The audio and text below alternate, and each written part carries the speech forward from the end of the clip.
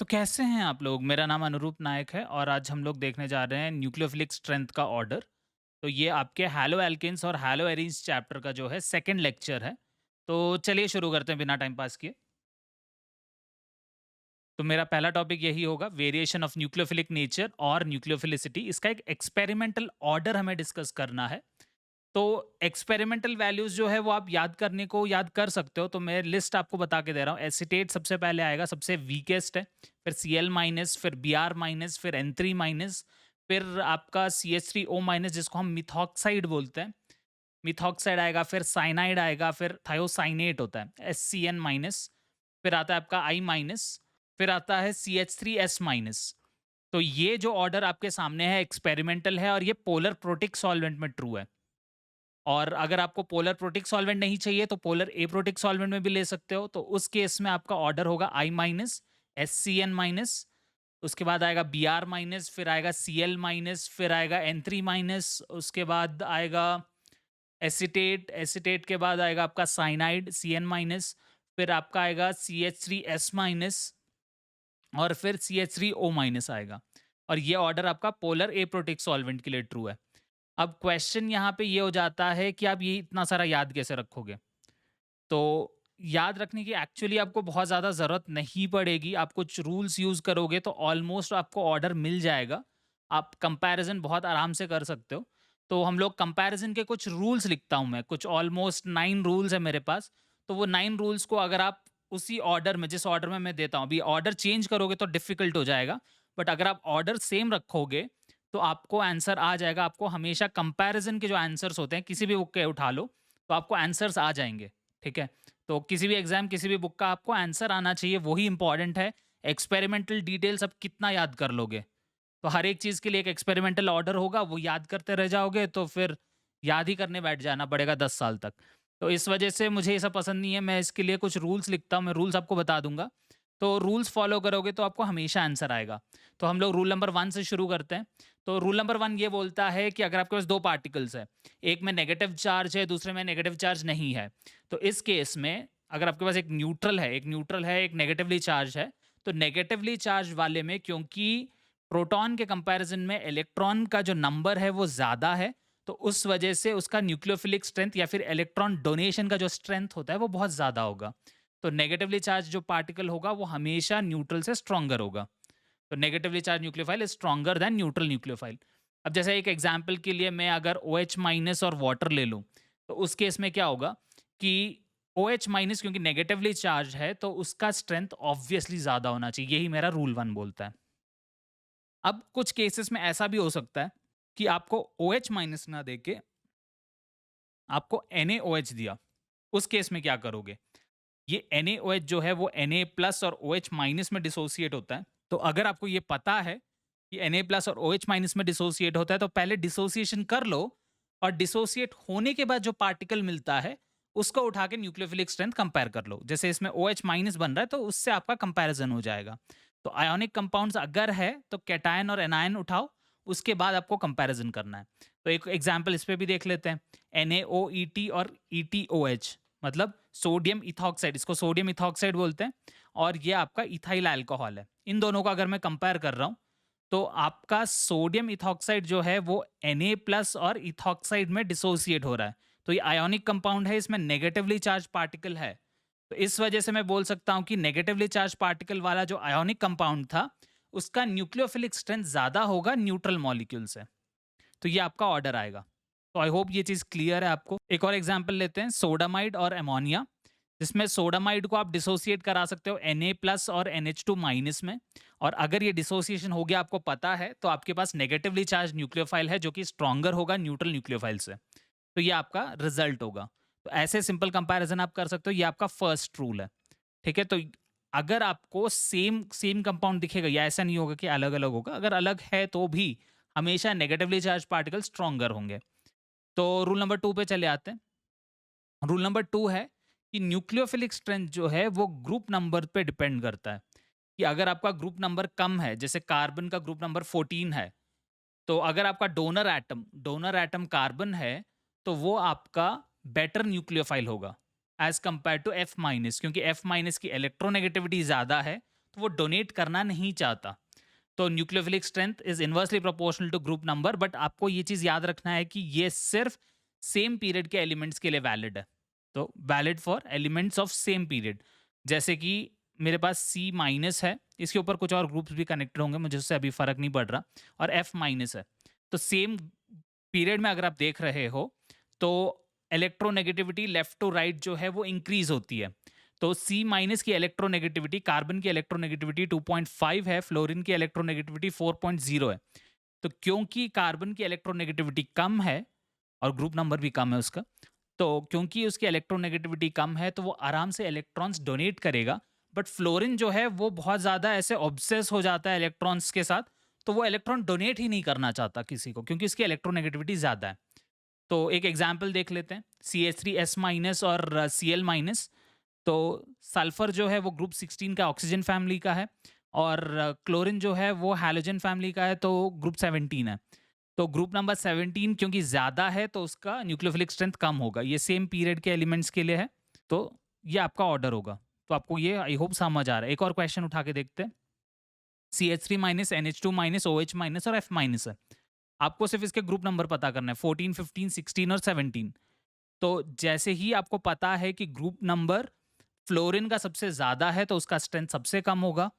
तो फ्लोरीन पहले आएगा, फिर आपका OH माइनस आएगा क्योंकि ऑक्सीजन डोनर एटम है, उसका ग्रुप नंबर 16 ही है। फिर नाइट्रोजन आएगा क्योंकि नाइट्रोजन की इलेक्ट्रोनेगेटिविटी कम है, उसका ग्रुप नंबर 15 ही है। और सबसे ज़्यादा जो स्ट्रेंथ होगा वो होगा CH3 माइनस का, क्योंकि सी कार्बन जो है उसकी इलेक्ट्रोनेगेटिविटी सबसे कम है, तो वो सबसे ज़्यादा डोनेट करना चाहता है नेगेटिव चार्ज को। तो आपका ये ऑर्डर आने वाला है। तो आई होप रूल नंबर 2 आपको क्लियर है। तो रूल नंबर 3 पे चले आते हैं। रूल नंबर 3, तो रूल नंबर 3 बेसिकली ये है कि अगर आपके पास जो है सेम ग्रुप का, अगर ग्रुप नंबर डिफरेंट नहीं है, सेम ग्रुप के अगर आपके पास एलिमेंट्स है, उस केस में आप क्या करोगे? तो ऐसे केस में जब सेम ग्रुप के आपके पास एलिमेंट्स है, तो उस केस में आपका सॉल्वेंट जो है वो बहुत ज़्यादा इंपॉर्टेंट हो जाता है। तो nucleophilic strength of the element, वो जो डोनर एटम है उसका न्यूक्लियोफिलिक स्ट्रेंथ आपके सॉल्वेंट के ऊपर डिपेंड करता है। और सॉल्वेंट कितने टाइप के हैं हमारे लिए 3 तरह के सॉल्वेंट होंगे। पहला होगा पोलर सॉल्वेंट। पोलर सॉल्वेंट में 2 हिस्से होंगे, और दूसरा होगा नॉन पोलर सॉल्वेंट। तो पोलर सॉल्वेंट जो है इसके 2 पार्ट्स है, इसलिए मैं 3 बोल रहा हूँ। 2 लिखा हूँ, 3 बोल रहा हूँ, क्योंकि पोलर सॉल्वेंट के 2 टाइप होते हैं। एक होता है पोलर प्रोटिक सॉल्वेंट, और दूसरा होता है पोलर एप्रोटिक सॉल्वेंट। तो polar protic, polar aprotic, 2 type के पोलर सॉल्वेंट होंगे, और एक नॉन पोलर होगा। टोटल 3 टाइप के होंगे। सबसे पहले तो ये नॉन पोलर, जिसका और फर्दर क्लासिफिकेशन नहीं है, तो उसी को देख लेते हैं। तो अगर मैं नॉन पोलर सॉल्वेंट की बात करूं तो ये ऐसा सॉल्वेंट है जिसका डाइपोल मूवमेंट जो है वो 0 है। तो इसका म्यू वैल्यू जो है, जिसको हम डाइपोल मूवमेंट का सिंबल म्यू होता है, तो म्यू वैल्यू जो है 0 है। तो इसके अगर मुझे एग्जाम्पल्स देने हैं तो हमें सबसे पहले बेंजीन इंपॉर्टेंट है हम लोग के लिए, क्योंकि बेंजीन हमें सॉल्यूशंस चैप्टर की वजह से इंपॉर्टेंट हो जाता है। क्योंकि बेंजीन में जो है कार्बोक्सिलिक एसिड डाइमराइज करता है, तो उसमें बहुत ज़्यादा बार क्वेश्चंस पूछा जाता है कि कार्बोक्सिलिक एसिड है आपके पास बेंजीन में, तो उसका वैन हॉफ फैक्टर वगैरह बताओ। तो उस वजह से बेंजीन इंपॉर्टेंट है, आपको याद रखना है।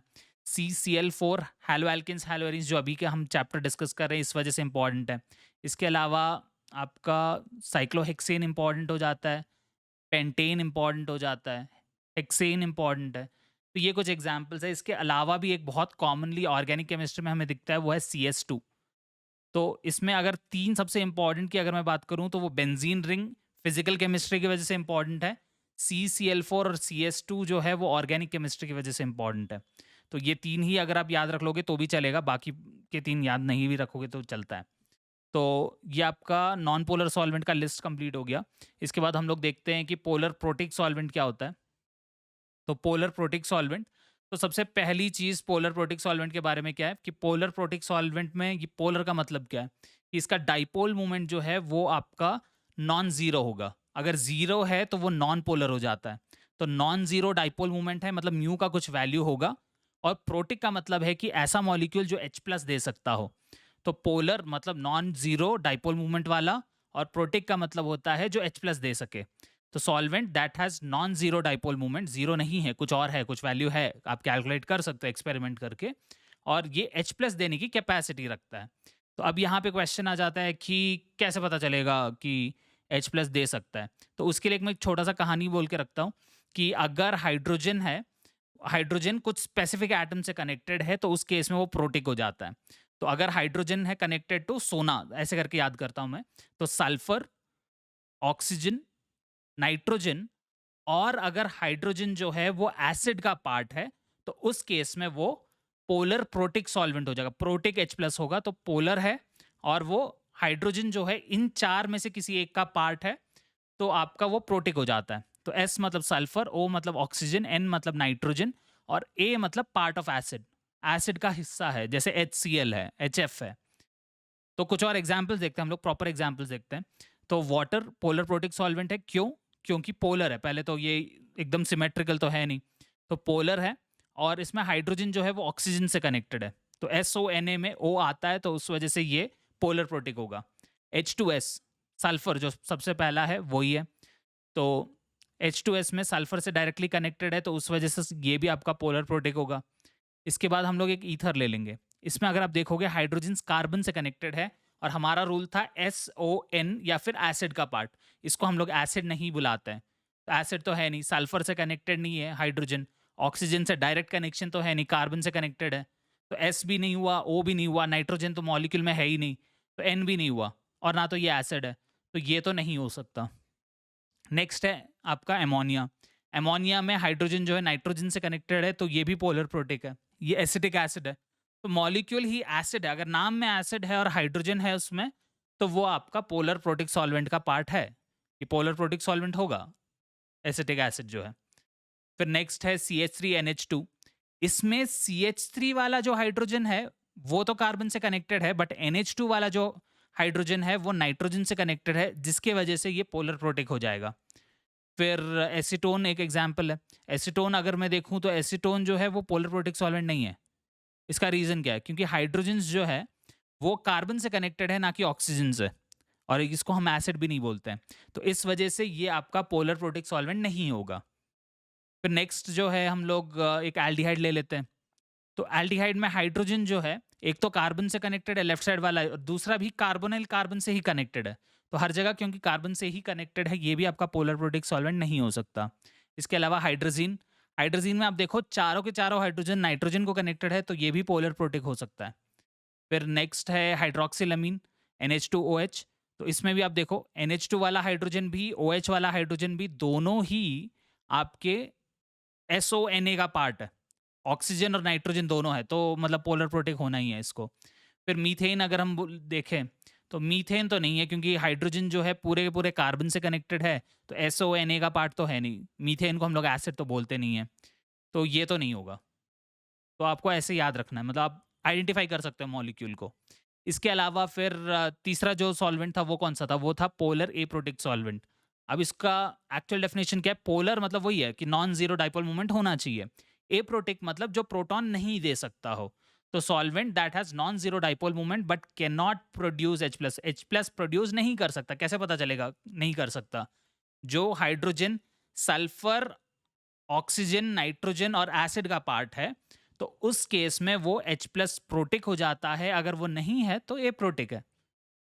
ठीक है, तो इसको आइडेंटिफाई करने का सबसे आसान तरीका यही है कि सॉल्वेंट जो है वो ना तो पोलर प्रोटिक होगा, ना तो नॉन पोलर होगा, तो पोलर एप्रोटिक है।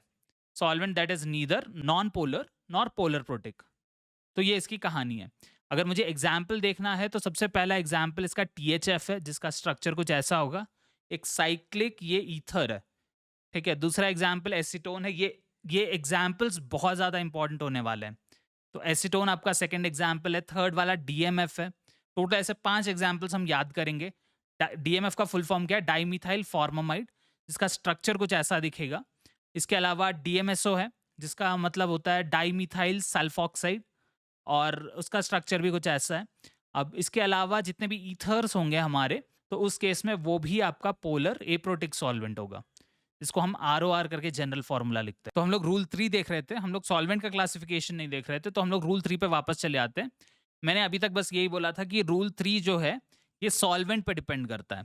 तो ये पहले तो किस चीज़ के लिए? ये एलिमेंट्स वो डोनर एटम के लिए है जो सेम ग्रुप में है। जैसे ग्रुप 17 हो गया, 16 हो गया, 15 हो गया, उस केस में आप ये रूल नंबर 3 यूज़ करोगे। तो रूल नंबर 3 में आपको सॉल्वेंट के ऊपर डिपेंड होना पड़ता है, तो आपको पता होना चाहिए कि कौन सा सॉल्वेंट दिया गया है। अगर आपको पोलर प्रोटिक सॉल्वेंट दिया है तो न्यूक्लियोफिलिक स्ट्रेंथ जो है वो पीरियड नंबर के डायरेक्टली प्रोपोर्शनल है, या फिर मैं इसको ऐसे बोल सकता हूँ कि जब आप टॉप टू बॉटम जाते हो तो आपका न्यूक्लियोफिलिक स्ट्रेंथ जो है वो इंक्रीज होगा। ठीक है, स्ट्रेंथ ऑफ न्यूक्लियोफाइल जो है वो इंक्रीज होता है डाउन द ग्रुप। तो strength of nucleophile increases down the group लिख सकते हो। ये आपका पोलर प्रोटिक सॉल्वेंट के लिए, ए प्रोटिक में इसका उल्टा होता है। तो पोलर ए प्रोटिक सॉल्वेंट में क्या होगा, nucleophilic strength is inversely proportional to period number of the donor atom. या फिर आप लिख सकते हो nucleophilic strength decreases down the group, ऊपर से नीचे जाओगे तो कम होता जाएगा। और यही हमारे एक्सपेरिमेंट्स में भी दिखता है कि अगर आप Cl माइनस और I माइनस को कंपेयर करोगे तो अगर आप पोलर प्रोटिक सॉल्वेंट देख रहे हो तो I माइनस जो है स्ट्रांग होता है, पोलर ए प्रोटिक सॉल्वेंट देखते हो तो I माइनस जो है वो वीक होता है as compare to Cl minus या Br माइनस। तो एक कंपैरिजन वाला क्वेश्चन देख लेते हैं। तो compare nucleophilic strength of F minus, Cl minus, Br minus और I माइनस। तो जैसे ही मैंने इन चारों को देखा इनका ग्रुप नंबर सेम है, तो ये सेम ग्रुप नंबर 17 का पार्ट है। तो अब मुझे क्या करना है, अब मुझे इनका पीरियड नंबर पता होना चाहिए। फ्लोरीन सेकंड पीरियड का है, क्लोरीन थर्ड का है, ब्रोमीन फोर्थ का है और आयोडीन फिफ्थ पीरियड का है। तो हमें सॉल्वेंट पता होना बहुत ज़्यादा ज़रूरी है। तो मैं क्या करूँगा, क्योंकि ये हम लोग के डिस्कशन के लिए क्वेश्चन है, मैं दोनों सॉल्वेंट में क्या ऑर्डर होगा आपको बता दूंगा। तो सबसे पहले सॉल्वेंट में, पोलर प्रोटिक सॉल्वेंट में क्या होगा, पोलर प्रोटिक सॉल्वेंट में I माइनस जो है फिफ्थ ग्रुप वाला जो है वो स्ट्रॉन्गेस्ट होगा क्योंकि डायरेक्टली प्रोपोर्शनल है। तो पोलर प्रोटिक सॉल्वेंट में I minus, Br minus, Cl minus और F माइनस आएगा। और अगर पोलर ए प्रोटिक सॉल्वेंट है तो आपका इन्वर्सली प्रोपोर्शनल होता है, मतलब अगर पीरियड नंबर कम है तो स्ट्रेंथ ज़्यादा होगा। तो इन चारों में पीरियड नंबर कम सबसे किसका है, फ्लोरीन का है, तो उसका स्ट्रेंथ सबसे ज़्यादा होगा पोलर ए प्रोटिक सॉल्वेंट में। तो पोलर ए प्रोटिक सॉल्वेंट को मैं PAS करके लिखूंगा, पोलर प्रोटिक को PPS करके लिखूंगा। तो ऐसे आप कर सकते हो। एक और क्वेश्चन देख लेते हैं। OH minus, SH minus, Cl minus और Br माइनस। तो सबसे पहले आएगा OH माइनस, फिर आएगा SH माइनस। OH माइनस का जो ऑक्सीजन है ग्रुप 16 का है, सल्फर ग्रुप 16 का है, क्लोरीन और ब्रोमीन दोनों ही ग्रुप 17 के हैं। तो इसमें बेटर कौन सा होगा? सबसे पहले तो रूल 2 पे जाना है। रूल 2 क्या बोलता है आपको? रूल 2 बोलता है कि ग्रुप नंबर जिसका कम होगा उसका स्ट्रेंथ ज़्यादा होगा। तो ऑक्सीजन और सल्फर जो है ये बेटर होंगे as compare to Cl minus और Br माइनस। तो ये बेटर है। अब इसमें हम लोग को सॉल्वेंट के ऊपर डिपेंड करता है कि कौन सा बेटर होने वाला है, आपका फाइनल आंसर होने वाला है।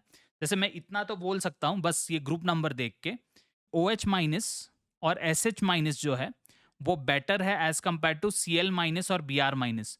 बट पॉइंट यहाँ पे ये हो जाता है कि ये बेटर है खराब है तो मैं बोल दिया, बट एग्जैक्ट ऑर्डर क्या है?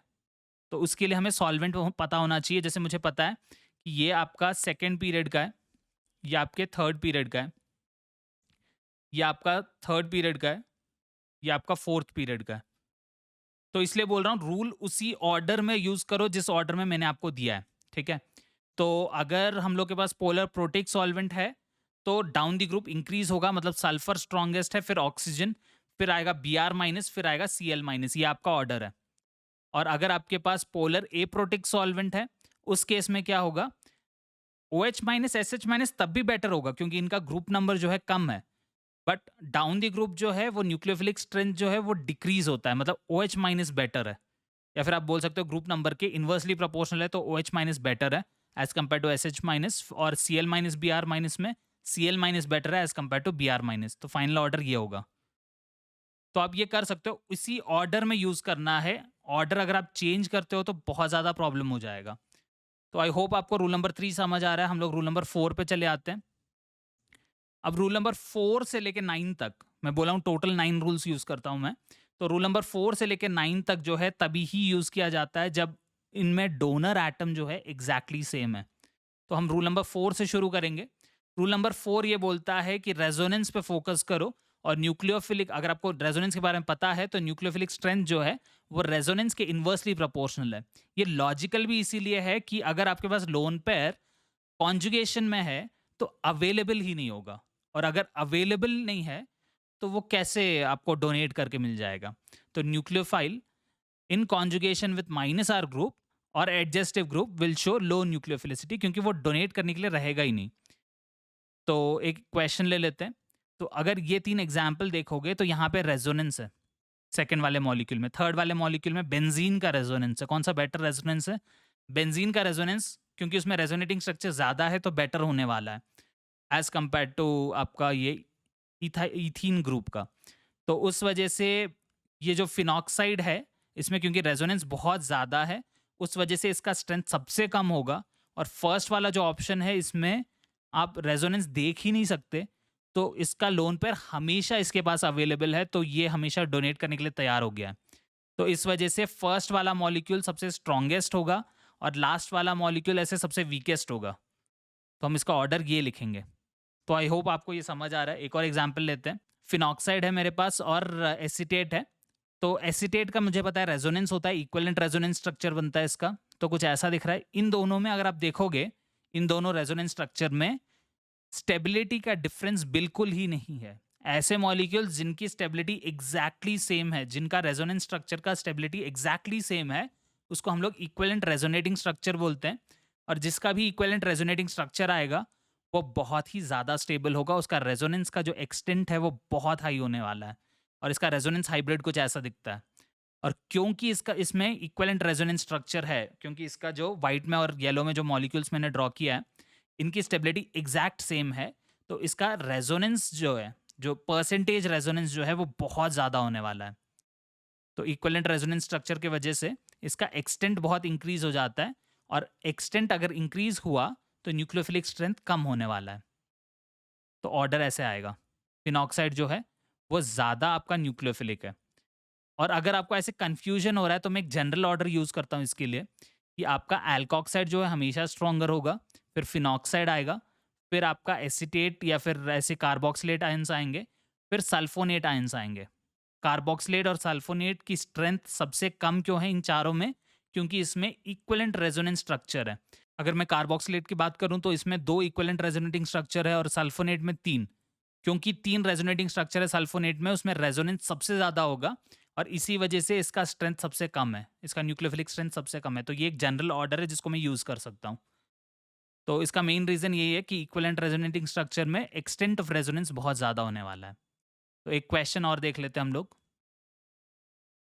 तो ऐसे आपके पास सल्फोनेट है, एसीटेट है, फिनॉक्साइड है और एल्कोक्साइड है। तो इस केस में आपका ऑर्डर क्या होगा? अभी आप देखो सीधा वाला पहला जो है, मेरा अभी जनरल ऑर्डर आपको दिया है। पहला वाला मॉलिक्यूल सीधा RSO3 माइनस है, सेकंड वाला RCOO माइनस है, फिर थर्ड वाला तो फिनॉक्साइड है और लास्ट वाला RO माइनस है। तो ऐसे आपको डिफरेंट टाइप सीधा दिख गए तो सीधा ही ऑर्डर आप लिख सकते हो कि सल्फोनेट जो है वो सबसे बेकार होगा, उसके बाद आपका कार्बोक्सिलेट आएगा, फिर फिनॉक्साइड आएगा और लास्ट में एल्कोक्साइड। एल्कोक्साइड सबसे स्टेबल होगा। तो एक और क्वेश्चन देख लेते हैं। तो ऐसे आपके पास 2 मॉलिक्यूल हैं और यहाँ पे अगर आप देखोगे, फर्स्ट वाले मॉलिक्यूल में तो नॉर्मल रेजोनेंस है, नॉर्मल कॉन्जुगेशन है, बस एक डबल बॉन्ड है जो रेजोनेंस दिखा रहा है। यहाँ पे ये एक्स्ट्रा है जो रेजोनेंस में है। कैसे हम लोग आइडेंटिफाई करते हैं? तो वो भी आपको दिखा दूँ। मैं ऐसे आइडेंटिफाई करता हूँ, डबल, सिंगल, डबल, सिंगल और यहाँ पे लोन पेयर है जिसको मैं डबल बोल सकता हूँ। तो इसको हम एक्सटेंडेड कॉन्जुगेशन बोलते हैं। तो फर्स्ट वाले को हम लिखेंगे नॉर्मल कॉन्जुगेशन, सेकंड वाले को हम लिखेंगे एक्सटेंडेड कॉन्जुगेशन। और जहाँ भी एक्सटेंडेड कॉन्जुगेशन है वहाँ पे नाम से ही पता चल रहा है एक्सटेंड जो है बहुत ज़्यादा होगा। तो सेकंड वाले का रेजोनेंस ज़्यादा है, फर्स्ट वाले का कम है। तो फर्स्ट वाले का जो है न्यूक्लियोफिलिक स्ट्रेंथ ज़्यादा होने वाला है, क्योंकि इन्वर्सली प्रोपोर्शनल है। जिसका न्यूक्लियोफिलिक स्ट्रेंथ ज़्यादा, उसमें रेजोनेंस कम दिखेगा आपको। ठीक है, एक और क्वेश्चन देख लेते हैं। तो ये पहला मॉलिक्यूल है, ये दूसरा मॉलिक्यूल है। देख देख सकते हो आप, यहाँ पे सेकंड वाले मॉलिक्यूल में मुझे एक्सटेंडेड कॉन्जुगेशन दिख गया। फिर तीसरा मॉलिक्यूल दिखा मुझे, जहाँ पे मुझे दोनों साइड रेजोनेंस दिख रहा है। तो फर्स्ट वाले में देखा डबल, सिंगल और लोन पेयर, यहाँ पे एक नॉर्मल कॉन्जुगेशन है। सेकंड वाले में डबल, सिंगल, डबल और फिर लोन पेयर दिख रहा है, तो यहाँ पे एक्सटेंडेड है। थर्ड वाले में अगर आप देखोगे तो डबल, सिंगल और लोन पेयर, ये एक रेजोनेंस वाला पार्ट हो गया और दूसरा जो है वो आपको राइट साइड में दिख रहा है। देखो डबल, सिंगल और ये लोन पेयर, तो ये आपका दूसरा सिस्टम है। तो इसको आप क्रॉस कॉन्जुगेशन बोलते हो। ऐसा सिस्टम जहाँ पे ओवरलैपिंग हो रहा है, दो कॉन्जुगेटेड सिस्टम है और उस पर थोड़ा सा ओवरलैपिंग हो रहा है, तो उसको आप क्रॉस कॉन्जुगेशन बोलोगे। और क्रॉस कॉन्जुगेशन का जो सेंटर वाला पोर्शन है, उसमें बहुत ज़्यादा रेजोनेंस होने वाला है। ऊपर वाला एक्सटेंडेड और ये नॉर्मल। तो हमेशा आपको याद रखना है कि क्रॉस के अगर सेंटर में है तो उसका रेजोनेंस बहुत ज़्यादा होने वाला है। ठीक है, तो रेजोनेंस का ऑर्डर जो है कुछ ऐसा होगा कि सी में सबसे ज़्यादा रेजोनेंस है, फिर बी क्योंकि एक्सटेंडेड है, और ए क्योंकि उसका रेजोनेंस सबसे कम है, उसमें सिर्फ एक ही डबल बॉन्ड है। तो न्यूक्लियोफिलिक स्ट्रेंथ हम लोग कैसे आइडेंटिफाई करेंगे? जो भी रेजोनेंस का ऑर्डर होगा, न्यूक्लियो एक्सटेंट ऑफ रेजोनेंस का ऑर्डर होगा, उसका ऑपोजिट न्यूक्लियोफिलिक स्ट्रेंथ के लिए ट्रू है। तो ऑपोजिट बना दिया। तो हम आगे बढ़ जाते हैं। तो इन सब के लिए ना अगर मुझे एक जनरल क्या बोलते हैं कंपैरिजन ऑर्डर बताना है, तो मैं एक्सटेंट ऑफ रेजोनेंस के लिए एक छोटा सा कंपैरिजन यूज करता हूँ कि क्रॉस कॉन्जुगेशन का जो सेंटर पोर्शन है, जैसे क्रॉस कॉन्जुगेशन है तो सेंटर वाला जो पोर्शन है उसमें रेजोनेंस सबसे ज्यादा होगा। फिर आपका एक्सटेंडेड कॉन्जुगेशन आएगा, फिर आपका नॉर्मल कॉन्जुगेशन आएगा, और फिर इसके बाद आपका जो क्रॉस कॉन्जुगेशन के साइड वाले पोर्शंस थे, इसका रेजोनेंस आएगा। तो ये आपका ऑर्डर है जिसको आप अगर याद कर लेते हो तो आप एक्सटेंट ऑफ रेजोनेंस बहुत आराम से बोल सकते हो। तो इसके बाद हम रूल नंबर 5 पे चले आएँगे। रूल नंबर 5 जो है, आपको रूल नंबर 5 में क्या करना है, पड़ोसी एटम को देखना है। अगर पड़ोसी एटम के पास लोन पेयर है, तो वो बेटर न्यूक्लियोफाइल होगा। तो इफ पड़ोसी पड़ोसी एटम को मैं अल्फा एटम बोलता हूँ, मतलब टेक्निकल टर्म है वो। आप वैसे पड़ोसी बोल सकते हो, कोई फ़र्क ही नहीं पड़ेगा। तो अगर आपके पास अल्फा एटम पे लोन पेयर है, तो उस केस में वो बेटर न्यूक्लियोफाइल होगा। जैसे अगर मेरे पास हाइड्रोजीन है और एमोनिया है, इन दोनों को अगर मैं कंपेयर कर रहा हूँ, तो हाइड्रोजीन में क्योंकि पड़ोसी के पास लोन पेयर है, तो इस वजह से इसका न्यूक्लियोफिलिक स्ट्रेंथ ज़्यादा होगा। एक और एग्जाम्पल ले लेते हैं हम लोग। तो इस केस में क्या होगा, कौन-सा बेटर है? क्योंकि फर्स्ट वाले केस में आप देख सकते हो, पड़ोसी के पास लोन पेयर है, तो ये हमेशा बेटर होने वाला है। ठीक है? इसको हम प्लस आर इफ़ेक्ट से हम एक्सप्लेन कर सकते हैं चाहो तो, बट वो सही नहीं होता। इसको आप बस इतना याद रख लो कि रूल नंबर 5 बस इतना है कि पड़ोसी के पास अगर लोन पेयर है, तो वो लोन पेयर जो है आपको डोनेट करने में हेल्प करेगा। कैसे? क्योंकि बहुत ज़्यादा अगर आपके पास लोन पेयर, जैसे फर्स्ट वाला केस अगर हम लोग डिस्कस कर रहे हैं, तो यहाँ पे अगर 2 लोन पेयर बगल-बगल में है, तो एक लोन पेयर के जो इलेक्ट्रॉन्स है, उसपे दूसरे लोन पेयर के इलेक्ट्रॉन्स की वजह से रिपल्शन बहुत ज़्यादा होगा। इसकी वजह से ये दूसरे के पास भागने का कोशिश करेगा। तो इस वजह से हम लोग का न्यूक्लियोफिलिक स्ट्रेंथ जो है वो ज़्यादा होगा फर्स्ट वाले केस में। जहाँ पे भी पड़ोसी के पास लोन पेयर है, उसका स्ट्रेंथ न्यूक्लियोफिलिक स्ट्रेंथ ज़्यादा होने वाला है। तो इसके बाद हम लोग रूल नंबर 6 पे चले आते हैं। तो ये आपके बल्कीनेस से आता है। तो न्यूक्लियोफिलिक स्ट्रेंथ जो है वो बल्कीनेस के इन्वर्सली प्रोपोर्शनल है। Nucleophilic strength is inversely proportional to bulkiness of the group. तो ये कब यूज़ किया जाएगा? तो ये भी सिर्फ़ सेम डोनर एटम्स रहने के समय ही यूज़ किया जाता है, और इस पे एक और कंडीशन होता है कि डोनर एटम तो सेम है, उसके ऊपर चार्ज भी सेम है, बट एल्काइल ग्रुप जो डोनर एटम को कनेक्टेड है वो डिफरेंट है। तो ये तभी यूज़ करना है जब डिफरेंट एल्काइल ग्रुप कनेक्टेड है। और अगर आपको प्राइमरी, सेकेंडरी और टर्शियरी कार्बन आइडेंटिफ़ाई करना आता है, तो वहाँ से आप बल्कीनेस निकाल सकते हो बहुत आराम से। अगर डिग्री ज़्यादा है तो बल्कीनेस भी ज़्यादा होगा। तो डिग्री और बल्कीनेस डायरेक्टली प्रोपोर्शनल है, जिसका बल्कीनेस ज़्यादा है उसका डिग्री भी ज़्यादा होगा। एक एग्जांपल देख लेते हैं। तो मीथॉक्साइड है ये, इथॉक्साइड और आइसोप्रोपाइल ऑक्साइड और टर्शियरी ब्यूटॉक्साइड। मेरे पास 4 डिफरेंट मॉलिक्यूल्स हैं, एल्कोक्साइड, मिथाइल। तो मिथाइल को कुछ लोग 0 डिग्री भी बोलते हैं, तो मैं मिथाइल ही लिखूँगा, मैं 0 नहीं लिखूँगा क्योंकि ये कार्बन दूसरे कार्बन से कनेक्टेड नहीं है, तो 0 बोलना टेक्निकली करेक्ट है, बट मिथाइल बोल लो यार, क्या फ़र्क पड़ रहा है। सेकंड वाले में अगर आप देखोगे तो डोनर एटम से जो कनेक्टेड कार्बन है सिर्फ़ एक और कार्बन से कनेक्टेड है, तो ये प्राइमरी है। और यहाँ पे अगर आप आइसोप्रोपाइल में देखोगे तो आइसोप्रोपाइल के केस में आपका 2 CH3 कनेक्टेड है पड़ोसी एटम पे, जहाँ पे O- है उसके पड़ोसी से 2 कार्बन कनेक्टेड है, तो इसको आप सेकेंडरी लिख सकते हो। और टर्शियरी में 3 कार्बन कनेक्टेड है, तो ये आपका टर्शियरी हो गया। तो जैसे-जैसे आपका डिग्री बढ़ता जाता है, बल्कीनेस भी बढ़ रहा है। तो बल्कीनेस का ऑर्डर क्या होगा, क्योंकि 3 डिग्री सबसे ज़्यादा नंबर है यहाँ पे, तो वो बल्कीएस्ट होगा, फिर 2 डिग्री होगा, फिर 1 डिग्री, फिर मिथाइल जो कि 0 डिग्री है। तो बल्कीनेस का ऑर्डर ये होगा, और न्यूक्लियोफिलिक स्ट्रेंथ बल्कीनेस के एकदम ऑपोजिट होगा। तो जो भी ऑर्डर आपका आया है इसका ऑपोजिट कर दो, मतलब डी जो सबसे ज़्यादा दिख रहा था मुझे बल्कीनेस में, उसका न्यूक्लियोफिलिक स्ट्रेंथ सबसे कम होगा। तो ये ऑर्डर है आपका। तो आई होप ये चीज़ आपको क्लियर है। रूल नंबर 7, जहाँ पे ओपन चेन और साइक्लिक मॉलिक्यूल्स का कंपैरिजन हो रहा है, तो ये तभी ही यूज़ करना है जब रूल नंबर 6 आपसे नहीं हो रहा अप्लाई करने, जब उससे आंसर नहीं आ रहा तब यूज़ करोगे। तो ओपन चेन जो अल्काइल ग्रुप्स होता है वो बल्कियर होता है as compare to cyclic molecules, cyclic alkyl groups. तो अगर ओपन चेन जो है वो बल्की है, इसका मतलब क्या है? उसका न्यूक्लियोफिलिक स्ट्रेंथ कम होगा। तो ओपन चेन का न्यूक्लियोफिलिक स्ट्रेंथ साइक्लिक रिंग के कंपैरिजन में कम होने वाला है। तो ये सिर्फ तभी ही यूज़ करोगे जब इनका डिग्री एग्जैक्टली सेम है और डोनर एटम भी एग्जैक्टली सेम है। ठीक है? तो atoms connected to the donor atom अगर जब एग्जैक्टली सेम है तभी ही यूज़ करना है। एक एग्जांपल दिखा देता हूँ आपको। तो मेरे पास ऐसा एक मॉलिक्यूल है और एक साइक्लिक रिंग है ऐसा। तो यहाँ पे अगर आप देखो तो ये वाला जो है 3 डिग्री है, यहाँ पे भी 3 डिग्री है, कोई फ़र्क ही नहीं पड़ा। नेक्स्ट वाला यहाँ पे 2 डिग्री है, 2 डिग्री है और 2 डिग्री है। यहाँ पे भी अगर आप देखो तो 2 डिग्री है, 2 डिग्री है और 2 डिग्री है। तो डिग्री एग्ज़ैक्टली सेम है। तो डिग्री से आपको आंसर नहीं आ रहा, तब आपको कुछ और करना है। अब ये कुछ और क्या है? ये भी तो क्वेश्चन है कि कुछ और क्या करें हम? तो इस केस में आप देखो एक साइक्लिक रिंग है, एक साइक्लिक रिंग नहीं है। ओपन चेन जो है, वो लेस न्यूक्लियोफिलिक होगा as compared to cyclic ring. तो ये आपका ऑर्डर होने वाला है, ठीक है? तो ये चीज़ आपके लिए काफ़ी इंपॉर्टेंट होने वाला है, तो ये आप याद रख सकते हो। तो इसके बाद हम लोग आगे बढ़ जाते हैं। तो यहाँ पे फिर से एक कंपैरिज़न है हमारे पास। तो 4 मॉलिक्यूल्स हैं मेरे पास। अब मुझे इधर कंपेयर करना है। सबसे पहले मैं डिग्री कंपेयर करूँगा क्योंकि डिग्री कंपेयर करके नहीं हो पाया, मुझे आंसर नहीं आया, तभी ही मैं आगे देख सकता हूँ। तो पहले वाले का प्राइमरी है, सेकंड वाले का सेकेंडरी है, थर्ड वाले का भी सेकेंडरी है और लास्ट वाले का टर्शियरी है। अब मैं इतना तो बोल सकता हूँ कि टर्शियरी सबसे बेकार न्यूक्लियोफाइल है, प्राइमरी वाला सबसे बेस्ट न्यूक्लियोफाइल है और सेकेंडरी बीच का है।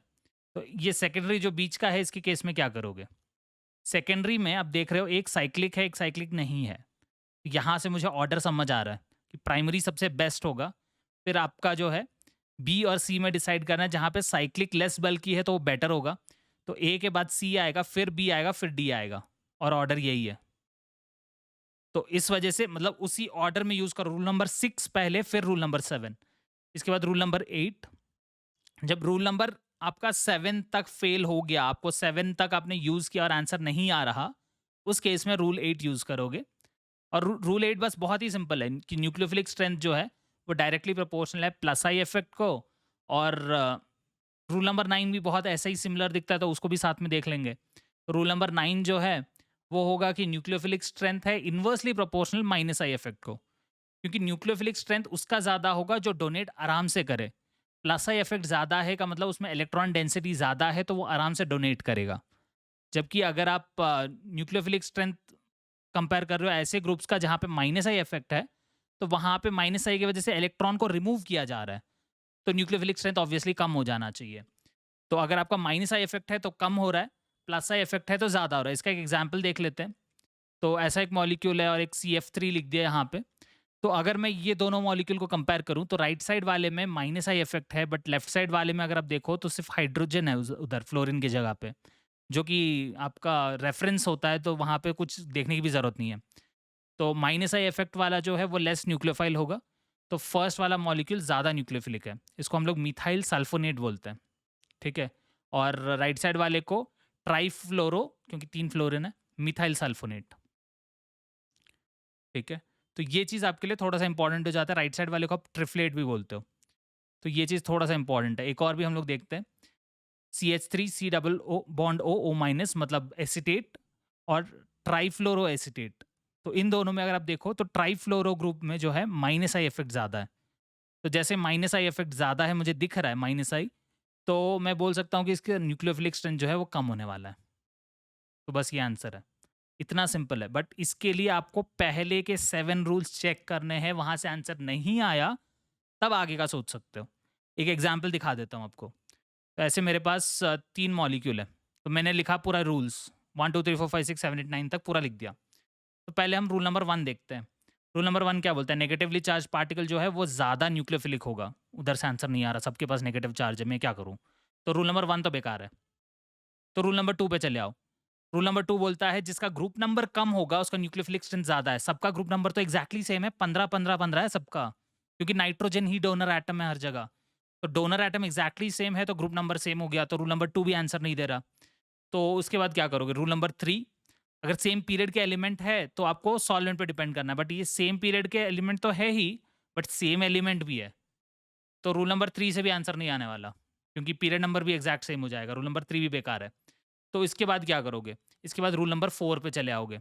अब रूल नंबर 4 क्या है? आपको याद होना चाहिए, वो ऑर्डर आपके लिए बहुत इंपॉर्टेंट है। तो रूल नंबर 4 रेजोनेंस का था। तो इसके बाद क्या करेंगे? हम रूल नंबर 4 यूज़ करेंगे, जिसमें आपको रेजोनेंस देखना है। तो अगर आप यहाँ पे देखो कहीं पर भी रेजोनेंस नहीं है, कहीं पे रेजोनेंस की पॉसिबिलिटी नहीं है, तो रूल नंबर 4 भी बेकार हो गया। तो फिर आपको देखना है रूल नंबर 5।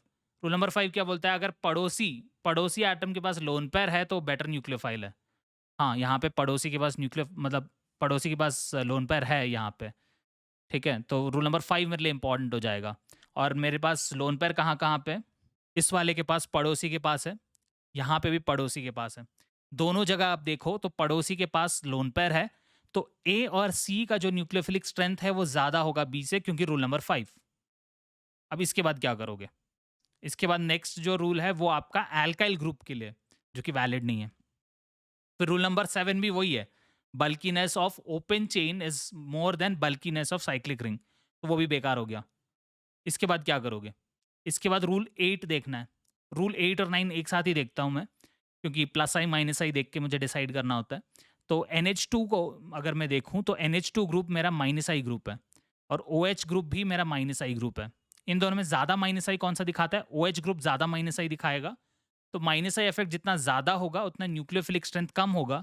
तो ए और सी में सी जो है वो आपका लेस न्यूक्लियोफिलिक है, ए मोर न्यूक्लियोफिलिक है। तो ऑर्डर आपका आएगा ए, सी और बी। तो ऐसे इस ऑर्डर में आपको चेक करना है तो आपको आंसर आ जाएगा बहुत आराम से। तो एक और क्वेश्चन देखते हैं। हाइड्रोजीन है मेरे पास, हाइड्रोक्सिल अमीन है, और NH2Cl है। तो मुझे दिख रहा है कि सब में लोन पेयर होगा पड़ोसी के पास, तो रूल नंबर 5 से भी मेरा कोई फ़ायदा नहीं है, रूल नंबर 8 और 9 ही यूज़ करना है। तो रूल 8 और 9 यूज़ करना है। तो इसमें सबसे पहले मैं क्या करूँगा, मैं देखूँगा कि कौन-सा इफ़ेक्ट दिखा रहा है। प्लस आई 8 और 9 एक साथ देख रहे हैं हम लोग। तो ये आपका माइनस आई दिखा रहा है, ये भी माइनस आई दिखा रहा है, नसीब खराब है। Cl माइनस तो और पूरा ही नसीब खराब है, सबका माइनस आई है, बट माइनस आई का ऑर्डर होता है। हैलोजन जो है FCl Bri, फिर OR OH। तो FbCl Bri की वजह से Cl का बहुत ज़्यादा होगा, फिर OR OH, फिर आपका आएगा एल्काइन, फिर आएगा NH2। तो NH2 का सबसे कम। तो क्योंकि इस वाले का सबसे ज़्यादा इसमें माइनस आई है, तो इसका न्यूक्लियोफिलिक स्ट्रेंथ सबसे कम होगा, और ऑर्डर ऐसे आएगा, ठीक है? और एक इम्पॉर्टेंट चीज़ आपको याद रखना है कि सारे जितने न्यूक्लियोफाइल्स होते हैं, वो बेस की तरह भी बिहेव कर सकते हैं। तो ये एक इम्पॉर्टेंट चीज़ आपको याद रखना है। आगे जाके मैं इसको यूज़ करूँगा, अभी मुझे इसकी बहुत ज़्यादा ज़रूरत नहीं है। तो इसके बाद हम लोग नेक्स्ट टॉपिक पे चले आते हैं, जो कि रिएक्शन इंटरमीडिएट्स है। और रिएक्शन इंटरमीडिएट 6 टाइप्स के होते हैं। फर्स्ट वाला है कार्बोकेटायन, फिर आता है कार्बन आयन, फिर आता है फ्री रेडिकल, जिसको हम कार्बो रेडिकल भी बोलते हैं। कार्बन के ऊपर अगर फ्री रेडिकल है तो कार्बो रेडिकल, जो हमारे लिए काफ़ी इंपॉर्टेंट है। फिर आता है कार्बीन, फिर आता है नाइट्रीन। कार्बीन जिसमें 2 टाइप के आते हैं, सिंगलेट और ट्रिपलेट। सिंगलेट मतलब वहाँ पे एक लोन पेयर होगा, और ट्रिपलेट मतलब जहाँ पे 2 अनपेयर्ड इलेक्ट्रॉन होंगे। तो अभी के लिए आपको ये बहुत ज़्यादा याद नहीं करना, फिर भी लिख लेते हो तो बहुत अच्छा है। तो लास्ट वाला होगा आपका नाइट्रीन, फिर आएगा बेंज़ाइन। तो ये आपके 6 इंटरमीडिएट्स हैं। और आपको एक चीज़ याद रखना है कि जो लाइफ होता है, ज जैसे अगर मान के चलो आपके पास रिएक्टेंट था जो प्रोडक्ट में कन्वर्ट हो रहा है। तो अगर आप सिर्फ़ रिएक्टेंट लेते हो एक कंटेनर में, तो उसका लाइफ़ बहुत ज़्यादा होगा। प्रोडक्ट सिर्फ़ लेते हो एक कंटेनर में, उसका लाइफ़ बहुत ज़्यादा होगा as compare to reaction intermediate. और रिएक्शन इंटरमीडिएट से भी लाइफ़ टाइम मतलब कितना टाइम वो स्टेबल रहता है। तो रिएक्टेंट और प्रोडक्ट का तो लाइफ़ बहुत ज़्यादा है एज़ कम्पेयर टू इंटरमीडिएट, और इंटरमीडिएट का जो लाइफ़ है, वो ट्रांज़िशन स्टेट से बहुत ज़्यादा होता है। तो ये आपको याद रखना है। और एक और चीज़ याद रखना है कि कार्बोकेटायन हमारा सबसे कॉमन रिएक्शन इंटरमीडिएट है। तो मोस्टली हम लोग कार्बोकेटायन के बारे में बात करेंगे। ठीक है? तो हम लोग कार्बोकेटायन की डिस्कशन शुरू कर लेते हैं। तो सबसे पहले तो कार्बोकेटायन है क्या? कार्बो मतलब है कार्बन, केटायन मतलब पॉजिटिव चार्ज वाला। तो जनरल स्ट्रक्चर ऐसा होगा, ट्राइगोनल प्लेनर होगा, इसमें एक वेकेंट p ऑर्बिटल आएगा। ट्राइगोनल प्लेनर है ये, इस पे वेकेंट p ऑर्बिटल है। pz ले सकते हो, px ले सकते हो, py ले सकते हो, फ़र्क नहीं पड़ता, वो ओरिएंटेशन के ऊपर डिपेंड करता है। तो एक हाइब्रिडाइजेशन हो रखा है आपका, और उसके परपेंडिकुलरली आपका वेकेंट ऑर्बिटल है। कुछ एग्जांपल्स अगर देना है तो मुझे, तो मिथाइल कार्बोकेटायन दे सकते हैं हम लोग, इथाइल कार्बोकेटायन। ये स्टेबल है नहीं है अलग बात है, जैसे मिथाइल कार्बोकेटायन बहुत ही ज़्यादा अनस्टेबल होता है, तो कुछ स्टेबल वाले भी लिख सकते हैं हम लोग, कुछ बहुत ज़्यादा अनस्टेबल लिख सकते हैं, मतलब हो सकते हैं होने को, मतलब अगर मैं थियोरेटिकली लिखता जाऊँ, जैसे ये फिनाइल कार्बोकेटायन सब तो मतलब ऑलमोस्ट इम्पॉसिबल ही बनना, मतलब ये 3 जो है ये बहुत ही ज़्यादा मुश्किल से बनते हैं। बट ठीक है, मतलब लिखने को तो हम कुछ भी लिख सकते हैं, तो उस हिसाब से मैं लिख रहा हूँ। तो ये कुछ एग्ज़ाम्पल्स हैं कार्बोकेटायन के। ऐसे आप लिख सकते हो, होने को तो कुछ भी हो सकता है। तो और इसमें जो इम्पोर्टेंट प्रॉपर्टी यही है, हर जगह आप पॉजिटिव चार्ज देख पा रहे हो, मतलब ये इलेक्ट्रॉन डेफिशिएंट है, इसमें इलेक्ट्रॉन की कमी हो गई है, इसीलिए इसको इलेक्ट्रोफाइल बोल रहे हैं। और इस पे अगर आप देखो तो 3 बॉन्ड्स होंगे और एक वेकेंट ऑर्बिटल होगा। इसका ऑक्टेट इनकम्प्लीट है क्योंकि सिर्फ 3 ही बॉन्ड है। 3 ही बॉन्ड है, तो 3 इंटू हर एक बॉन्ड में 2 इलेक्ट्रॉन, तो टोटल 6 ही इलेक्ट्रॉन हुए। और इलेक्ट्रॉन डेफिशिएंट है, जो मैं बोल ही रहा हूँ। और क्योंकि इसमें वेकेंट ऑर्बिटल होगा, तो ये लोन पेयर एक्सेप्ट कर सकता है, तो ये एक लुईस एसिड की तरह बिहेव करेगा। तो इसका रीज़न यही है, इसके पास वेकेंट ऑर्बिटल है, तो ये आपका लोन पेयर एक्सेप्ट कर सकता है। और इसमें हर एक इलेक्ट्रॉन पेयर्ड है, तो डायमैग्नेटिक होगा, पैरामैग्नेटिक का कोई स्कोप ही नहीं है। हाइब्रिडाइजेशन डिपेंड करता है, अगर आपके पास फिनाइल कार्बोकेटाइन है तो sp होगा, अगर नॉर्मल कार्बोकेटाइन है तो sp2 होगा। तो हाइब्रिडाइजेशन 2 टाइप के होंगे। तो हाइब्रिडाइजेशन के ऊपर भी मैं स्टेबिलिटी इसका डिसाइड कर सकता हूँ कार्बोकेटाइन का। और स्टेबिलिटी जो है sp2 वाला कार्बोकेटाइन का बहुत ही ज़्यादा होता है एज कम्पेयर टू sp वाला कार्बोकेटाइन। ये चीज़ आपको एक याद रखना है। और दूसरा जो है, क्योंकि इलेक्ट्रॉन डेफिशिएंट है, इसको इलेक्ट्रॉन की कमी हो रखी है, तो जो भी आके इलेक्ट्रॉन डोनेट करेगा वो स्टेबलाइज कर देगा। तो स्टेबिलिटी हमेशा पॉजिटिव इफेक्ट्स के डायरेक्टली प्रोपोर्शनल है। और पॉजिटिव इफेक्ट कौन सा होगा? Mesomeric effect, resonance, hyper conjugation जिसको मैं प्लस एच लिखता हूँ, और इंडक्टिव इफेक्ट। तो ये आपके स्टेबिलिटी को इंक्रीज करेगा, और अगर माइनस इफेक्ट है तो वो स्टेबिलिटी को डिक्रीज करेगा। तो हम लोग आगे बढ़ जाते हैं, स्टेबिलिटी ऑफ कार्बोकेटाइन के कुछ ऐसे सिंपल से क्वेश्चन देखते हैं। तो यहाँ पे अगर आप देखो तो ये वाला जो है, अभी sp और sp2 कैसे आइडेंटिफाई करें? अगर आपने कार्बोकेटाइन पे पाई बॉन्ड देखा, इसका मतलब है वो sp है। और अगर आपने कार्बोकेटाइन के ऊपर कोई पाई बॉन्ड नहीं देखा, नो पाई बॉन्ड, तो उस केस में sp2। तो यहाँ पे अगर आप देखो तो ये आएगा sp2, ये आएगा sp। और जैसे ही मुझे इसका हाइब्रिडाइजेशन पता चला, मैं ज़्यादा स्टेबल कौन सा है बोल सकता हूँ, sp2। तो ये आपका एक्चुअल आंसर होगा। एक और एग्जाम्पल, तो यहाँ पे आप देखो पाई बॉन्ड है ही नहीं, तो sp2। यहाँ पे देखो पाई बॉन्ड है, तो sp। sp और sp2 में ज़्यादा स्टेबल कौन सा है? sp2 वाला। तो वो आपका आंसर होगा। फिर से एक और एग्जाम्पल, जहाँ पे फिर से कार्बन के ऊपर पाई बॉन्ड मतलब sp, यहाँ पे कार्बन के ऊपर पाई बॉन्ड, ये भी sp। इन दोनों में ज़्यादा स्टेबल कौन सा है? तो देखो सी, यहाँ पे सिर्फ 2 ही कार्बन है। यहाँ पे ये वाला पार्ट एक्स्ट्रा है, जहाँ पे एल्कीन्स आ रहे हैं आपके। यहाँ पे एल्कीन्स आ रहे हैं, मतलब यहाँ पे माइनस आई इफेक्ट और होगा। इसका मतलब यही है कि ये पॉजिटिव चार्ज को ये डीस्टेबलाइज कर रहा है, माइनस के वजह से डीस्टेबलाइज हो रहा है। और अगर ये डीस्टेबलाइज हो रहा है, इसका मतलब क्या है? पहला वाला मॉलिक्यूल ज़्यादा स्टेबल है, और ये सेकंड वाला मॉलिक्यूल बहुत ही ज़्यादा अनस्टेबल है, बहुत ज़्यादा अनस्टेबल। ये आपको याद रखना है, ठीक है? तो इन जनरल हम स्ट्रक्चर की बात कर लेते हैं कार्बोकेटाइन की। वो ट्राइगोनल प्लेनर होता है, जो हमने बोल ही रखा था। और क्योंकि ये इलेक्ट्रॉन पेयर एक्सेप्ट करने के लिए हमेशा तैयार है, तो ये ऑक्सीडाइजिंग एजेंट की तरह बिहेव कर सकता है। तो कार्बोकेटाइन जितने भी हमारे हैं, वो ऑक्सीडाइजिंग एजेंट की तरह बिहेव करेंगे, ठीक है? और उसका जनरल स्ट्रक्चर कुछ ऐसा होगा कार्बोकेटाइन का, ये एंगल 120 डिग्री होगा। और न्यूक्लियोफाइल जो है, वो 2 तरीके से अटैक कर सकता है इसको। एक तो ऊपर के लोब से रिएक्ट करेगा, इस वाले पार्ट से रिएक्ट करेगा, या फिर नीचे वाले पार्ट से रिएक्ट करेगा। तो 2 तरह से अटैक कर सकता है। Nucleophile can attack from 2 opposite sides. तो ये चीज़ इंपॉर्टेंट है। तो हम लोग एक छोटा-सा इसका एक्सप्लेनेशन देख लेते हैं कि ये इंपॉर्टेंट क्यों है। तो जैसे मेरे पास ऐसा एक कार्बोकेटाइन है और एक Cl माइनस है। तो Cl माइनस के पास 2 ऑप्शन है, ऊपर से अटैक कर सकता है या नीचे से अटैक कर सकता है। देखते हैं दोनों में प्रोडक्ट क्या होगा। फर्स्ट वाले केस में प्रोडक्ट कुछ ऐसा दिखेगा, सेकंड वाले केस में प्रोडक्ट कुछ ऐसा दिखेगा, और इनका कॉन्फ़िगरेशन अलग है। पहला वाला अगर एस है तो दूसरा वाला आर है, और ये दोनों एनांशियोमर पेयर है। तो इसी वजह से जब भी आपके पास कार्बोकेटाइन है और उस पे आप न्यूक्लियोफाइल का रिएक्शन करा देते हो, तो आपको एक रेसिमिक मिक्सचर या एनांशियोमर पेयर मिलेगा। ये चीज़ आपके लिए बहुत इंपॉर्टेंट हो जाता है। तो एक और एग्जांपल देखते हैं, जैसे आप यहाँ पे देख सकते हो। कार्बोकेटाइन था, Cl माइनस रिएक्ट किया, आपको 2 डिफरेंट मॉलिक्यूल मिले, और ये एनांशियोमर्स है। एक और एग्जांपल, यहाँ पे पहला मॉलिक्यूल जैसे यहाँ पे ड्यूटेरियम जो है उसका कॉन्फ़िगरेशन चेंज नहीं हो रहा। बट दूसरा जो आपका कार्बोकेटाइन जहाँ पे बन रहा है, कार्बोकेटाइन से जहाँ पे आपका न्यूक्लियोफाइल ऐड होके मॉलिक्यूल बन रहा है, वहाँ पे आपका कॉन्फ़िगरेशन चेंज हो सकता है। तो इसको मैं एनांशियोमर बुलाना सही नहीं है, क्योंकि डी का कॉन्फ़िगरेशन एग्ज़ैक्टली सेम रह गया। तो इसका बीच का रिलेशन डायस्टीरियोमर है, ये डायस्टीरियोमर पेयर है।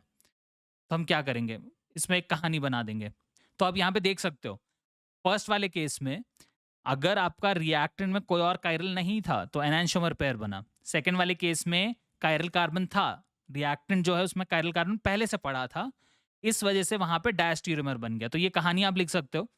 अगर आपके पास मतलब जो रिएक्टेंट है उस पर कायरल कार्बन है ही नहीं, तो आपका रेसिमिक मिक्सचर बनेगा। रेसिमिक मिक्सचर क्या होता है? एक ऐसा मिक्सचर जहां पे एनांशियोमर पेयर का एग्जैक्ट सेम परसेंट है, 50-50% है। हर एक एनांशियोमर का 50-50%, हर एक मतलब 2 ही एनांशियोमर होते हैं। एनांशियोमर पेयर के हर एक एनांशियोमर का 50-50% होगा। तो उस केस में आप बोलोगे रेसिमिक मिक्सचर है। और दूसरा है डायस्टीरियोमर वाला केस, ये तब बनता है जब कायरल कार्बन या कायरल एटम पहले से प्रेजेंट है। और रिंग्स अगर आपके पास है, साइक्लिक रिंग जैसे साइक्लोहेक्सेन है, उस केस में सिस और ट्रांसफॉर्म होगा। ठीक है, तो ये आपको याद रखना है। और एक और चीज याद रखना है कि पुराना जो कायरल कार्बन था, मतलब रिएक्टेंट में जो कायरल कार्बन था, उसको जैसे का वैसा रखना पड़ेगा, उधर कोई चेंजेस नहीं कर सकते आप। तो ये चीज आपके लिए बहुत इंपॉर्टेंट हो जाता है, क्योंकि इसी में आपका कंफ्यूजन है। तो हम इसको एक छोटा सा क्या करेंगे, इसको हम टेबल बनाएंगे। तो टेबल बनाने से पहले कुछ छोटे छोटे डेफिनेशन है जो मेरे लिए बहुत इंपॉर्टेंट हो जाते हैं। ये आपके एग्जाम में आपसे कोई नहीं पूछने वाला, बट ये अगर आपको पता है, ये मैं ऐसे ही कुछ रैंडम वर्ड्स दे रहा हूँ जिसका डेफिनेशन अगर आपको पता है तो आप आंसर जरूर बता सकते हो। तो सबसे पहला मेरे लिए होता है ओल्ड कायरल। ओल्ड कायरल मतलब क्या? जो रिएक्टेंट में कायरल कार्बन प्रेजेंट है, जो प्रोडक्ट में भी वैसे ही रहने वाला है, उसको मैं ओल्ड कायरल बोलूंगा। Chiral atom present in reactant as well as product. और दूसरा होगा कि न्यू कायरल, जो सिर्फ प्रोडक्ट में प्रेजेंट हो। न्यू कायरल जो सिर्फ और सिर्फ प्रोडक्ट में, रिएक्टेंट में प्रेजेंट है ही नहीं। ये ओल्ड कायरल और न्यू कायरल से होता क्या है, ये आपसे कोई पूछेगा नहीं। ये ऐसे मैंने ही कहानी बना रखा है। ये मैं क्यों बनाया हूं, ताकि मेरी जिंदगी थोड़ी सी आसान हो जाए। मेरे जिंदगी को आसान करने के लिए मैं ये कर रहा हूँ। ठीक है, मतलब मेरी जिंदगी मतलब आपकी जिंदगी। तो आप जब एग्जाम में बैठे हो, क्वेश्चन सॉल्व करना है अभी किसी भी कीमत पे, तो आप जल्दी कर सकते हो, दूसरों से पहले कर सकते हो। तो उसके लिए ओल्ड कायरल न्यू कायरल चाहिए। तो ओल्ड कायरल न्यू कायरल अगर आपको पता है तो आप छोटा सा एक टेबल बना लो। तो टेबल कुछ ऐसा दिखेगा, ओल्ड कायरल, न्यू कायरल और प्रोडक्ट्स। अगर ओल्ड कायरल नहीं है, न्यू कायरल भी नहीं है, तो एक ही प्रोडक्ट बनेगा। अगर आपको 2 लग रहा है तो आप गलत हो, एक ही बनेगा, 2 नहीं बन सकता। ठीक है? प्रोवाइडेड यहाँ पे रीअरेंजमेंट वगैरह नहीं करवा रहे हो, ये इंपॉर्टेंट है। आपके फाइनल कार्बोकेटाइन से जब प्रोडक्ट बनाते हो तब कितने बन रहे हैं ये बता रहा हूँ मैं। पूरे रिएक्शन का नहीं बता रहा। रिएक्शन के कभी-कभी बीच-बीच में आपको कार्बोकेटाइन का रीअरेंजमेंट हो सकता है, वो केस से मुझे अभी कोई मतलब नहीं है। अभी मेरे पास एक कार्बोकेटाइन है जहाँ पे मुझे पता है रीअरेंजमेंट नहीं हो सकता। उस केस में नंबर ऑफ प्रोडक्ट बता रहा हूँ जब न्यूक्लियोफाइल ऐड कर रहे हो। मतलब कार्बोकेटाइन लिया, न्यूक्लियोफाइल उस पे ऐड कर दिया, तो कितने प्रोडक्ट बनेंगे ये बता रहा हूँ, और इससे ज़्यादा मैं कुछ नहीं बता रहा। तो ओल्ड कायरल, न्यू कायरल नहीं है तो प्रोडक्ट सिर्फ एक होगा, और वो सेम होगा। अगर आपको एक से ज़्यादा दिख रहा है तो वो सेम ही होने वाला है। दूसरा केस होगा जब जब पहला पुराना कायरल है ही नहीं, और दूसरा जो है नया कायरल है।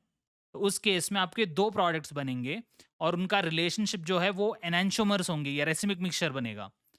और इसके अलावा तीसरा केस वो पॉसिबल है जब पुराना कायरल भी है, नया कायरल भी है, और नंबर ऑफ प्रोडक्ट्स जो है, नंबर ऑफ प्रोडक्ट्स वो 2 बनेंगे।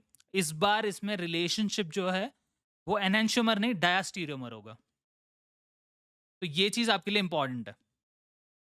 और अगर ऐसा भी केस हो सकता है कि पुराना कायरल है, नया कायरल नहीं है, तो उस केस में आप ऐसे लिख दो।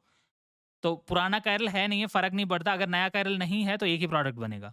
अगर नया कायरल है, तो 2 बनेगा। नया कायरल है, तो 2 प्रोडक्ट बनेगा। उनका रिलेशनशिप जानने के लिए पुराना कायरल देखो। अगर नया कायरल नहीं है, तो फ़र्क ही नहीं पड़ता, एक ही आंसर आएगा। एक से ज़्यादा नहीं हो सकता। तो इस पे क्वेश्चन कर लेते हैं। तो which of the following combinations give enantiomer pair, ये आपका क्वेश्चन है। तो ऐसा कुछ मॉलिक्यूल है। इधर मुझे सबसे पहले देखना है ओल्ड कायरल है या नहीं। ओल्ड कायरल है। लेफ्ट से सेकंड वाला मॉलिक्यूल पे ओल्ड कायरल है, मैंने मार्क कर दिया। तो यहाँ पे अगर आप Cl माइनस ऐड करोगे, तो ओल्ड कायरल तो प्रोडक्ट में भी है। प्रोडक्ट में और रिएक्टेंट दोनों जगह होना चाहिए, तो वो है। और न्यू कायरल भी है।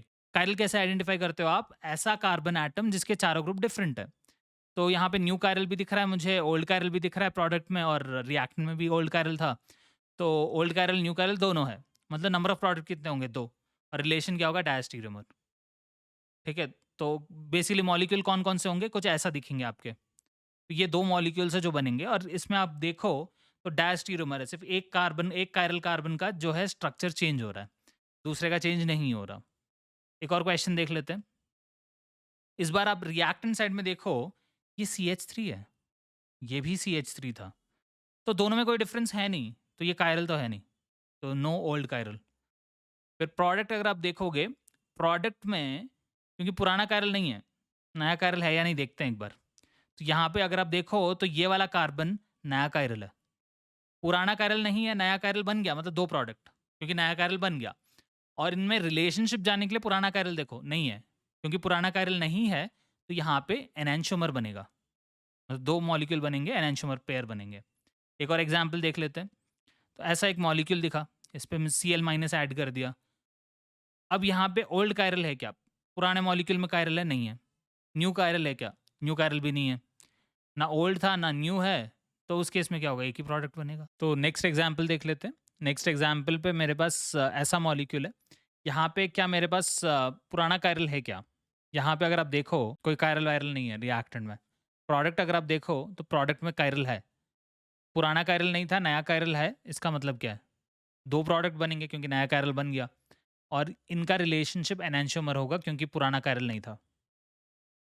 एक और मॉलिक्यूल देख लेते हैं। साइक्लिक रिंग है, Cl- ऐड किया, तो प्रोडक्ट क्या बनेगा? प्रोडक्ट ये होगा। यहाँ पे आपको सिस ट्रांस भी देखना पड़ेगा। क्या सिस ट्रांस पॉसिबल है? नहीं है। अगर सिस ट्रांस पॉसिबल है, तो 2 प्रोडक्ट बनेगा। सिस ट्रांस पॉसिबल नहीं है, तो एक ही प्रोडक्ट बनेगा। साइक्लिक रिंग में आपको ये देखना पड़ेगा, चेक करना पड़ेगा कि सिस बन रहा है, ट्रांस बन रहा है करके। सिस ट्रांस की पॉसिबिलिटी है तो 2 बनेगा सिस ट्रांस और नहीं है तो एक ही बनेगा। आगे देख लेते हैं। एक मॉलिक्यूल है, यहाँ पे कायरल कुछ नहीं दिख रहा मुझे, प्लस Cl- किया, तो मुझे ये मॉलिक्यूल बना, यहाँ पे भी कोई कायरल नहीं है। बट यहाँ पे सिस ट्रांस की पॉसिबिलिटी है, CH3 और Cl सेम साइड में होने की कोई गारंटी नहीं है, तो दूसरा प्रोडक्ट भी बनाना पड़ेगा। तो इस बार ये वाला मॉलिक्यूल सिस और ये वाला मॉलिक्यूल ट्रांस लिखना पड़ेगा मुझे, क्योंकि सिस ट्रांस की पॉसिबिलिटी है तो दोनों बनाना है और इनका रिलेशनशिप डायस्टीरियोमर होगा। एक और एग्जाम्पल देखते हैं। तो इस बार अगर आप देखो फिर से, इस बार कायरल है, पुराना कायरल है ये कायरल है, इसमें चारों ग्रुप डिफरेंट है। पुराना कायरल है और अगर आप देखो प्रोडक्ट में, ये नया कायरल भी है यहाँ पे। ये वाला भी कायरल है, ये पुराना कायरल है, दोनों है, तो यहाँ पे 2 मॉलिक्यूल बनेगा। या फिर आप सिस ट्रांस करके भी देख सकते हो। साइक्लिक रिंग है, सिस ट्रांस पॉसिबल है, तो ये सिस मॉलिक्यूल हुआ, इसके साथ ट्रांस भी पॉसिबल है। तो सिस ट्रांस हुआ तो भी डायस्टीरियोमर लिखना है, यहाँ पे पुराना कायरल है, नया कायरल भी है, तो उस केस में भी डायस्टीरियोमर लिखना है, तो ओवरऑल इसमें डायस्टीरियोमर्स लिख सकते हो। तो ये हो गया आपका ऑप्टिकल एक्टिविटी के बारे में, अगर आपके पास कार्बोकेटायन है और उस पे आप न्यूक्लियोफाइल ऐड कर रहे हो तो। तो आज हम लोग इस क्लास में क्या-क्या देखे थे? एक तो हम लोग न्यूक्लियोफिलिक स्ट्रेंथ कंपेयर करने के 9 रूल्स देख लिए और उसके बाद जो है कार्बोकेटायन का कुछ हमने स्टीरियोकेमिस्ट्री भी देख लिया। अगले क्लास में मैं ऐसे और भी थोड़े रूल्स लेकर आऊँगा और भी दूसरे चीज़ों के लिए। तो वो हम लोग नेक्स्ट क्लास में देखेंगे। आज के लिए मैं इतने पे रोकने वाला हूँ। तो यहाँ पे मैं एंड कर लेता हूँ। तो फिर से यही बोलूँगा कि यहाँ पे मैं आपको कहीं न कहीं ऊपर आई बटन पे आपको मैं पुराना जितना भी वीडियोज़ होगा उसका लिंक दूँगा और आप प्लेलिस्ट में भी जाके देख सकते हो। वहाँ पे मैंने प्लेलिस्ट चैप्टर के हिसाब से बनाना शुरू किया है। तो वहाँ पे क्लिक करो, चैप्टर वाइज़ आपको पूरे लेक्चर्स एकदम ऑर्डर में पूरा अरेंज करके दूँगा। तो वहाँ से जाके आप सारे लेक्चर्स सेम चैप्टर का देख सकते हो और सब्सक्राइब कर लो ताकि आपको जैसे मैं अपलोड करता हूँ पता चल जाए। और दूसरी चीज़ क्या है, दूसरों के अपने दोस्तों को बोलो शेयर करो यार, कोई शेयर-वेयर नहीं कर रहा है आजकल। तो शेयर वगैरह करो ताकि मेरा चैनल ऑब्वियसली थोड़ा फेमस हो जाए और लोगों को भी पता चले, मुझे भी मोटिवेशन मिले। और मोटिवेशन के नाम पे मुझे लाइक वगैरह थोड़ा दे सकते हो, कमेंट में पूछ सकते हो और भी कुछ चीज़ें आप चाहते हो, कोई स्पेसिफिक चैप्टर मुझसे पढ़ना, तो उस केस में आप मुझे चैट में बता सकते हो। तो हम लोग मिलते हैं अगले लेक्चर में, तो तब तक के लिए बाय बाय।